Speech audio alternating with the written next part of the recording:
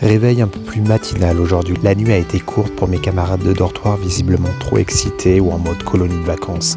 Peu de respect pour le silence des autres. Heureusement, j'ai dormi profondément, épuisé par les jours précédents. Un petit café rapide à l'auberge, puis me voilà reparti sur le chemin. Au bout d'un moment, j'ai franchi un cap symbolique, la borne des 50 km avant Santiago. D'ailleurs, je trouve qu'il y a beaucoup trop de bornes par ici, parfois tous les 200 mètres, une précision un peu excessive. Une première pause au bout d'une heure, le temps de boire un jus d'orange et de croquer un empanadas. Il faut bien se mettre quelque chose dans le ventre pour continuer à avancer. C'est vraiment aujourd'hui que je ressens une nette augmentation du nombre de pèlerins. Par moments, je marche avec une vingtaine de personnes autour de moi. Ce n'est pas la cohue, mais on sent que Santiago approche. Le fait de ne pas suivre les étapes classiques recommandées par les guides me permet quand même d'éviter les départs en masse. C'est plutôt appréciable. Je commence à remarquer une autre évolution sur le chemin. Les publicités pour les auberges pullulent, accrochées aux arbres ou aux abribus sur des panneaux dans des jardins. Ce côté commercial un peu désorganisé vient troubler le paysage et l'ambiance du chemin. Nouvelle pause à Casada, à quelques kilomètres de l'arrivée pour me rafraîchir un peu le visage. Il commence à faire très chaud. Une belle salade de crudités vient changer les bocadillos, patatas bravas ou éternel tortilla. Encore quelques minutes de marche sous un soleil pesant et j'arrive enfin à l'auberge. L'étape du jour faisait 23 km entre village et champs à l'ombre des grands arbres. C'était agréable malgré la chaleur.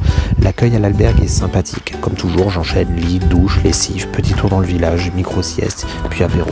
Ce soir, j'opte pour un repas à la carte plutôt que le traditionnel menu d'El Peregrino. Un peu de variété ne fait pas de mal. Je reçois aussi quelques messages de proches, amis ou famille. Ces petits instants me rappellent d'où je viens et ils font du bien.